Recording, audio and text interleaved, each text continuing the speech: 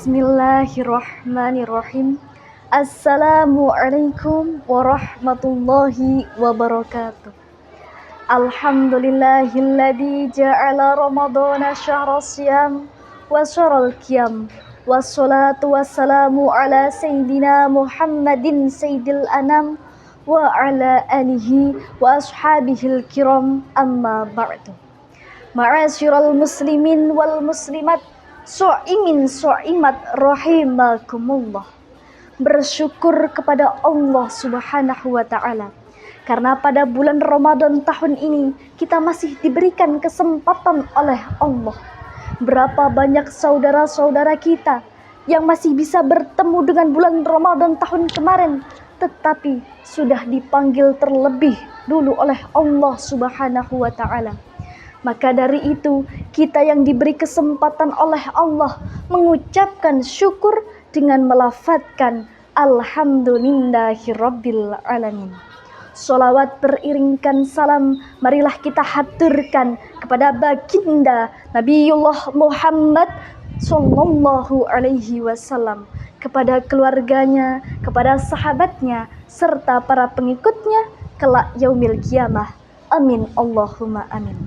Ma'asyiral muslimin wal muslimat, para pemirsa An-Nur TV yang dirahmati Allah Subhanahu wa ta'ala.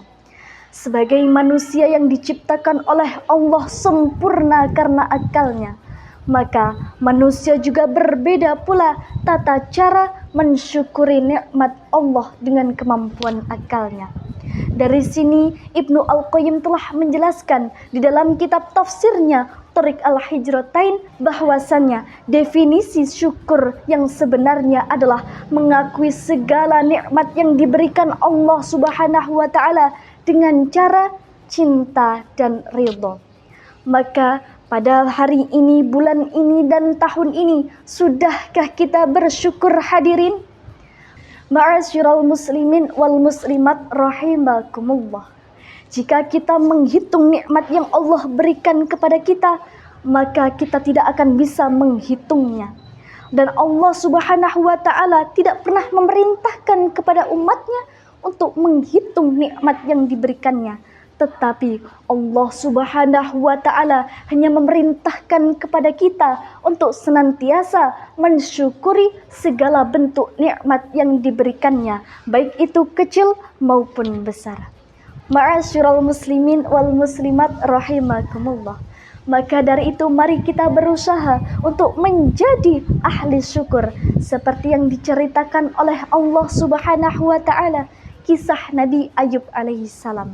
Allah Subhanahu wa ta'ala memberikan ujian kepada Nabi Ayub alaihissalam, yaitu berupa Allah Subhanahu wa ta'ala menurunkan sakit di sekelujur tubuhnya. Allah Subhanahu wa ta'ala mencabut segala harta bendanya. Bahkan istri-istrinya pun meninggalkan beliau. Tetapi apa yang dilakukan Nabi Ayub alaihissalam? Beliau tetap tabah, beliau tetap tawakal, dan beliau tetap mensyukuri atas segala nikmat yang diberikan Allah kepada beliau. Karena beliau memiliki prinsip. Apa itu prinsipnya? Yaitu kenikmatan-kenikmatan yang Allah berikan kepadanya itu jauh lebih banyak dari cobaan yang diberikan Allah kepada Nabi Ayub alaihi salam. Saudara-saudaraku yang dirahmati Allah Subhanahu wa ta'ala, lantas apa yang kita lakukan ketika kita sedih, ketika kita sedang lelah, dan ketika kita ingin menyerah? Allah hanya memberikan segores luka, tetapi Allah memberikan beribu-ribu kebahagiaan kepada kita. Dan kita masih bisa bilang Allah itu tidak adil, Allah itu tidak sayang kepada kita.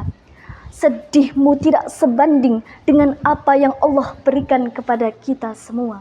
1 bulan 30 hari, 3 hari sakit, dan 27 hari Allah kasih kamu sehat. Dan kamu masih bisa mengeluh, ya Allah sakitnya ini, ya Allah, mengapa engkau turunkan sakit kepada hambamu ini? Ma'asyiral muslimin wal muslimat rahimakumullah. Jangan sampai kita menjadi manusia-manusia yang kufur nikmat. kita diberikan oleh Allah umur yang panjang sehingga kita masih bisa dipertemukan kembali dengan bulan Ramadan tahun ini. Harusnya kita lebih bersyukur kepada Allah.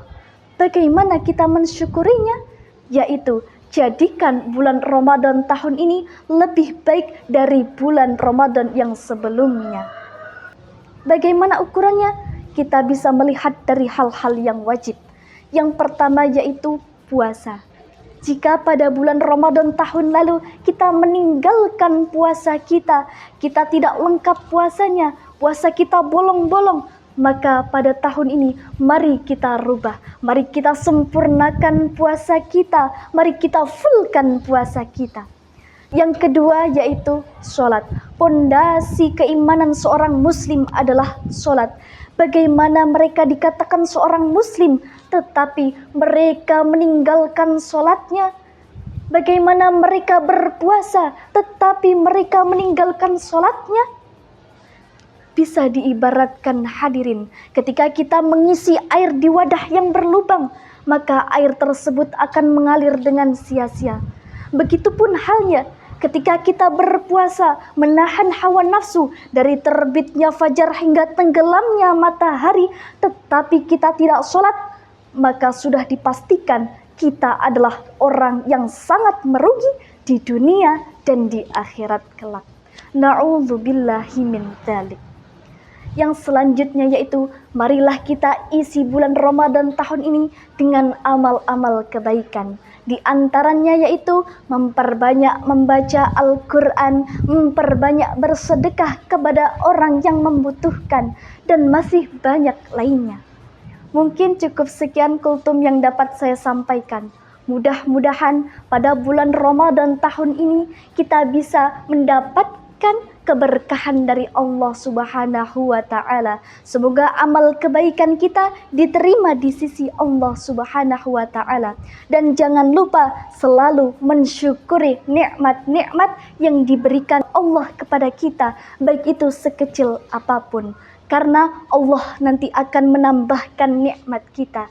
Karena la in syakaratum la azidannakum. Allah akan menambahkan nikmat kepada orang yang senantiasa bersyukur. Tetapi jika orang itu mengkufuri nikmatnya, wala in kafaratum inna adabi lasyadid, maka azab Allah yang pedih akan menghampirinya. Akhiru kalam, wassalamu alaikum warahmatullahi wabarakatuh.